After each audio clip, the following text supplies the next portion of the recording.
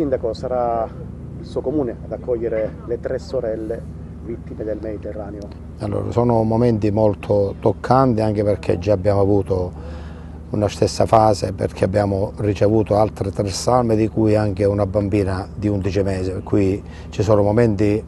molto significativi che la città di Canicattì ha voluto dare anche ultimo tributo a quei 3 che sono arrivati nel mese di agosto, e credo che era un atto doveroso. Al momento in cui la prefettura mi ha chiamato, Sua Eccellenza il prefetto mi ha chiesto se ci fosse la disponibilità a Canicattì di dove posizionarli, di dove anche seppellirli, ho dato la mia disponibilità perché vogliono essere seppelliti in un campo di esumazione. L'unico campo di esumazione nella provincia di Agrigento è la città di Canicattì, e credo che questi sono momenti significativi, tocca il cuore. Devo dire che sono dei segnali che dobbiamo dare, ma principal modo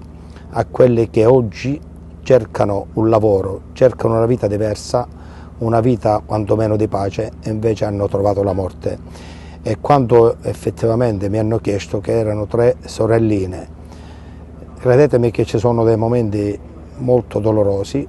e per questo dico sono stato disponibile ad accoglierli, perché dobbiamo essere accoglienti così come lo siamo sempre stati,